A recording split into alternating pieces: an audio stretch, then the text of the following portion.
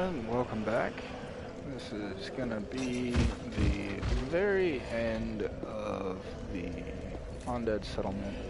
We're actually just gonna kind of run through here, make our way to the Outrider Knight, which is gonna be found by just taking the lift down where we went up to find the giant that shoots arrows. I'm just gonna go down instead. Down there's a little room with the Outrider Knight in it. You kill him, and then walk your way, and you're right there with the sacrifices. We're actually just gonna kind of run right on through all these guys, trying to shoot down our way. We successfully dodged the souping. And now we just make our merry little way past these angry men.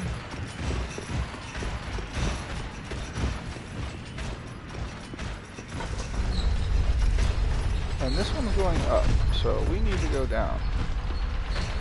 Yes, stand there on the other side of the hole.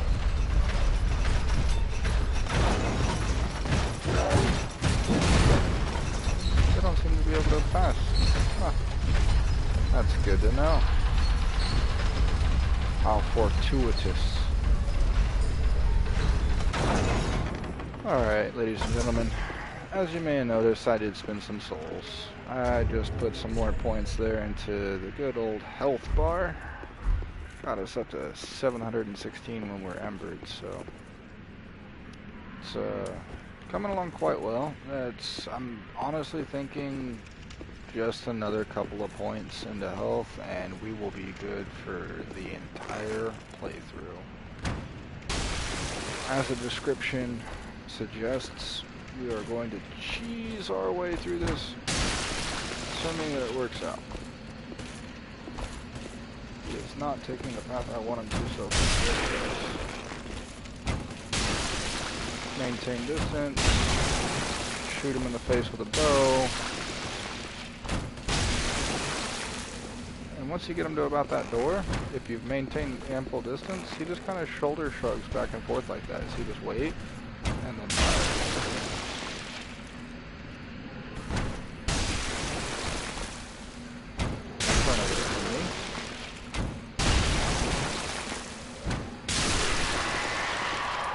And that turns what is honestly one of the more difficult just enemy fights into easiness. I mean, that was 14 arrows, guys. They're 5 souls apiece. 70 souls worth of arrows. And I think he just gave us, I don't know, over 1,000 souls for killing him. They've got this silver serpent ring on still. So not only did we get a decent weapon,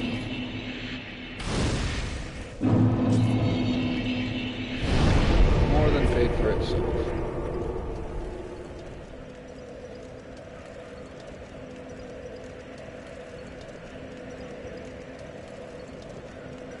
Just send in a text message real quick.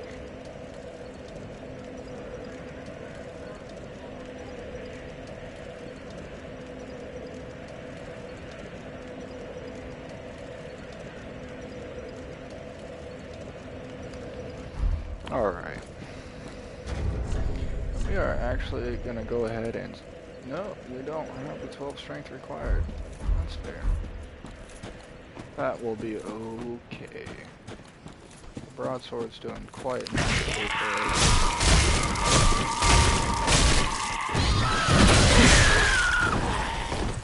I say that, and then I get close. Should be alright.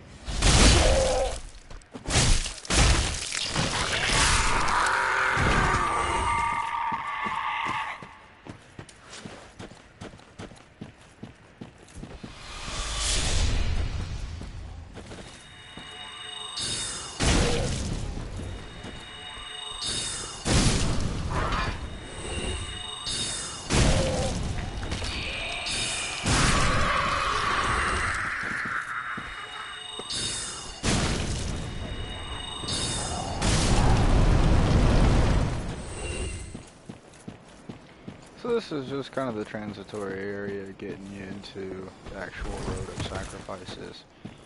There are a couple of nasty fights in here. There's nothing atrociously bad, but you do have to fight a lot of these Corvians.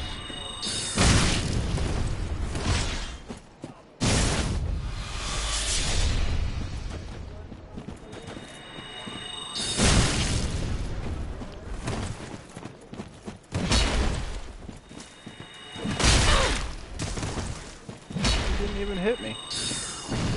How did you interrupt?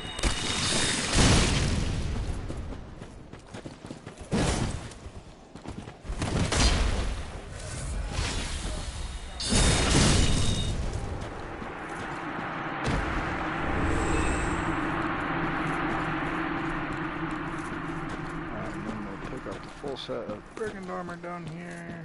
And then we'll pick up the brigand twin daggers. Jeez. If I could speak today. Sorry guys, it's been a very long couple of days for me. Rather on the rough side as well. And I have been just relaxing here with you wonderful ladies and gentlemen. Playing some Dark Souls all day. I've actually, every episode that I've streamed so far has been done the same afternoon. Just going.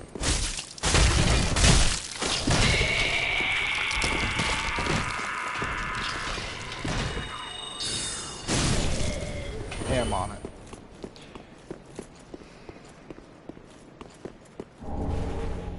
Sorry about that brief pause there in my speech, it is focusing. Alright, so there is a direct approach to this next area that you can go through, and then there is the kind of side-winding approach.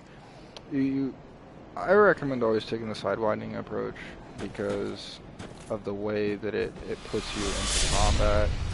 I find it to be more beneficial for you. Because we're a caster, we are going to sit right here on the bridge and kill one guy. But from there, if you look down right here, instead of fighting like these four guys that are over here, head to head, you just drop down right here, and this actually gets you a couple of items too that you should come pick up anyway. Especially if you're focused on miracles. Do not like dogs.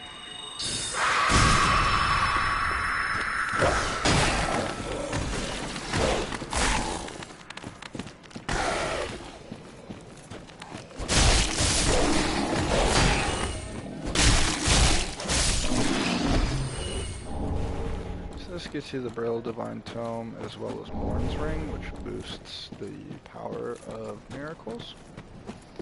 And then what happens is when you come up here, this is actually a nightmarish Corvian. See his eyes there. So let's you take him out. He normally hops off the hill and comes and screws you up with these guys too. This is into an area, especially if you get combat, where you can just oh, and this scythe managed to hit me.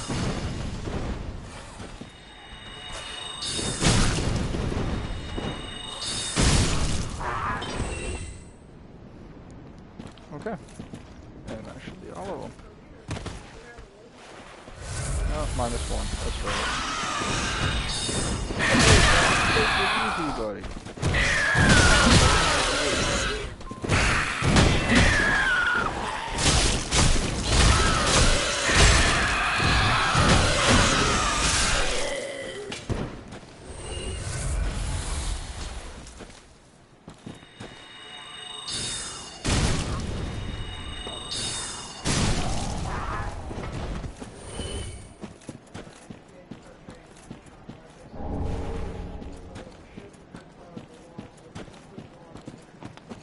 And now that we're through that little area and we got everything, this is the halfway fortress.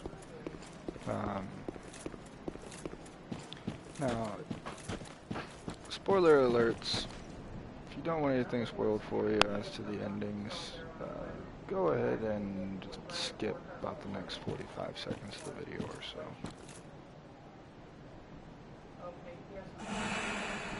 Okay, I assume that everybody doesn't want spoilers skipped.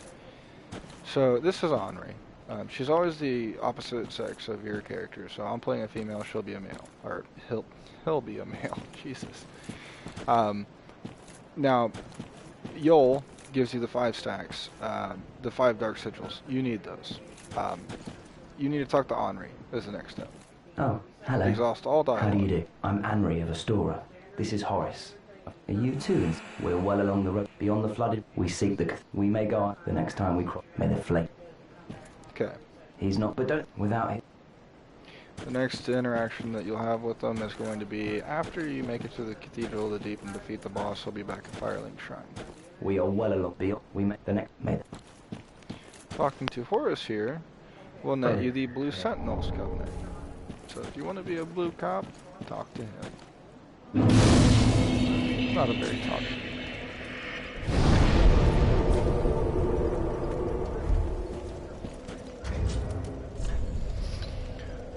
Alright, so we do have enough souls to get 1 level, but there's actually another bonfire not too far from here. And getting through to that is going to net us enough souls to get 2 levels for sure. And then if we need to go back and get those levels, we can. But I would really like to go ahead and pick up the next NPC, the most important one. He will sell us, he will teach us sorceries.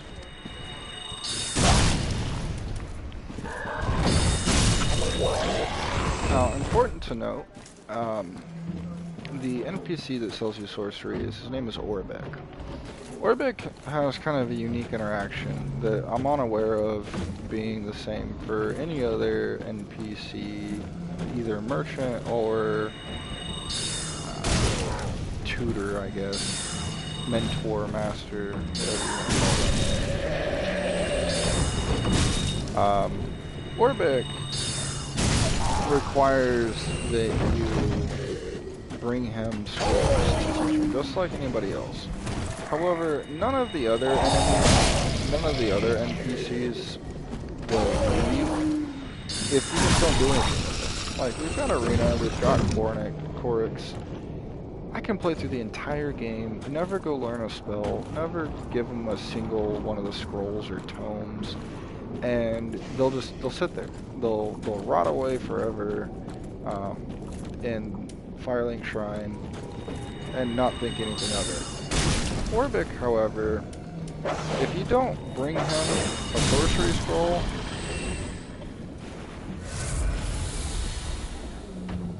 before, and I am going to stop here and pull out the guide, because I've heard it different ways, and it's been a while since I read it in the guide.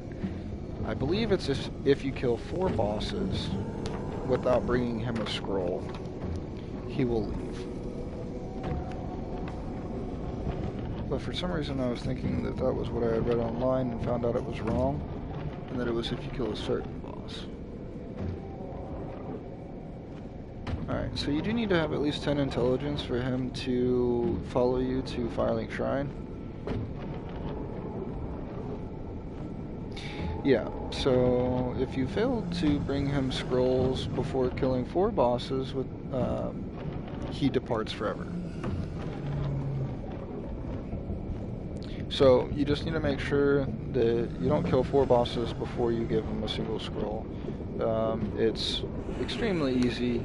There's actually a scroll, 2 scrolls actually, in the next area of the game. Spare and Keep, that actually sits just off the edge of this area here on the other side of the swamp. If you actually look right over there, that little patch of land on the other side, it's not near as far as it looks. There's 2 hollow enemies that you fight, one with a great sword, one with a great club. Once you kill them, you climb down a ladder and hit a bonfire in Fair and Keep. There's 2 scrolls in Fair and Keep for you to pick up.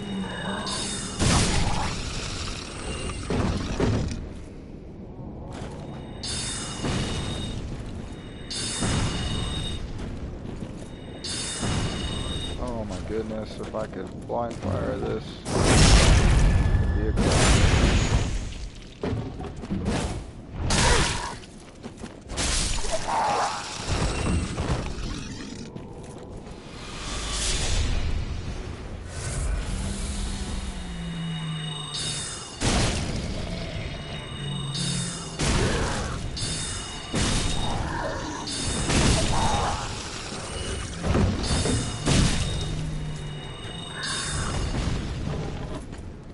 Oh, duck. Okay, so without doing anything crazy, if you just follow the path that I took down here, I actually took an optional path and killed the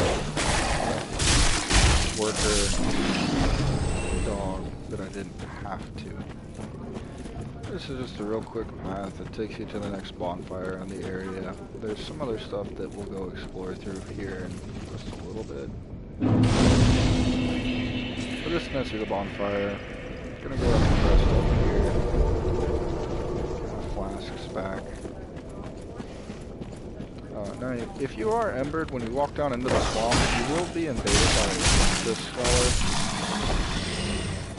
As well as being in this area while embered is not necessarily the greatest of ideas, just because the Farron Keep, the Watchdogs of Farron Covenant, does target this area.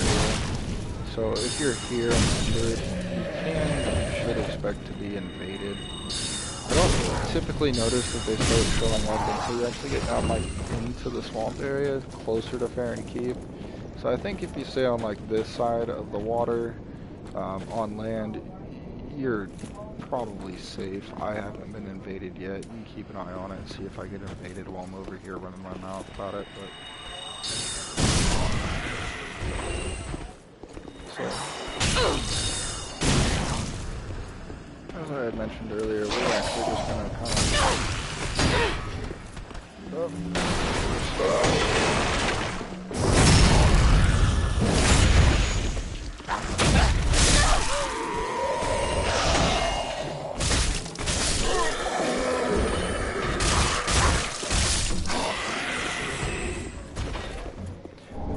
this is the Heretic Staff. It does have better scaling and spell buffs. Actually, it starts out at worse scaling, but it does have a much better spell buff. It's 120 compared to the 112 of the regular Sorcerer's Staff, so it will inherently do more damage. It's actually the best catalyst that I've found and even looked at in the guard up until the Court Sorcerer's Staff. The Court Sorcerer's Staff, I think, even then still has a little bit less of a spell buff, but it does get much better scaling. So it's really a trade-off of, do you have enough in for the scaling? Well, this is on it. What do you want? This is my stuff. If you haven't had. How intriguing. Very well. Indeed I am. However, what champion demands service without recompense? Clearly you are not that sort of woman, so you will make me a that in exchange for my teaching, in the form of scrolls. Well? Very well. You're no fool. I am Orbeck, unkindled one. We will learn together. Alright. And this is why I said earlier in the last installment that as of right now, it gets to be much easier. The access to the additional sorcery. Holy sweet potatoes.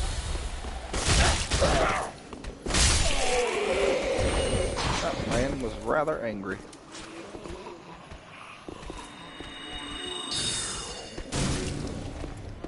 Hey! Freestyling.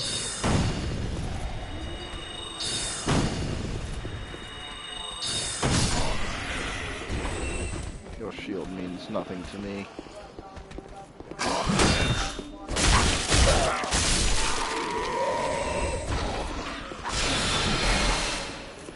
Yeah, so that man fires soul spears, which you don't get until much later in the game.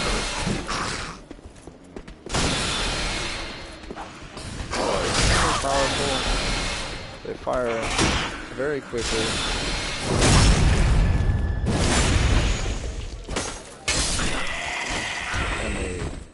fair amount of piercing damage. So there's Igon. You can actually summon him to help with this next boss fight. We are going to run our way out of... Actually, let's go ahead and get the crystal gem off of this Titanite bug. It's a guarantee. Each one, I think, is designated.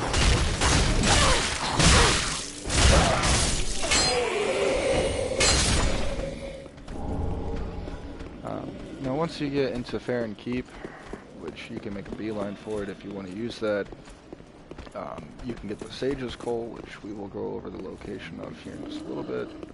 And with that Sage's Coal, you can actually enchant crystal weapons. So standing right up here, you'll actually notice that there's a targetable enemy right there with an item sitting on the bonfire. Most people just drop off and go for it. That's kind of a mistake. These guys are werewolves, and they tear you into one. Or another enemy that's kind of rough for caster.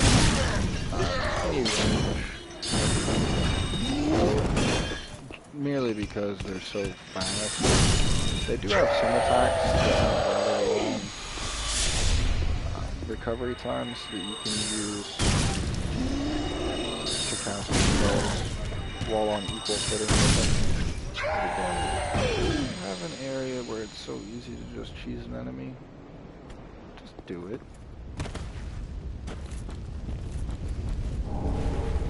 That's you an ember, and then coming up here, pay attention. You'll see these two guys up on the top of the hill. They will come dropping down on you.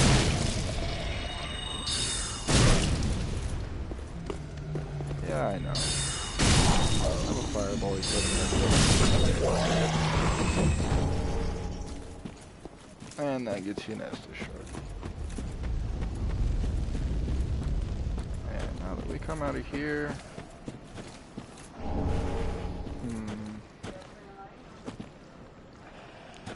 I suppose we're gonna go ahead and go for it, just because we are already right here.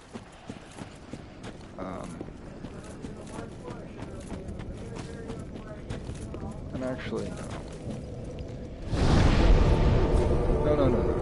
One, we are out of time for this episode, and two,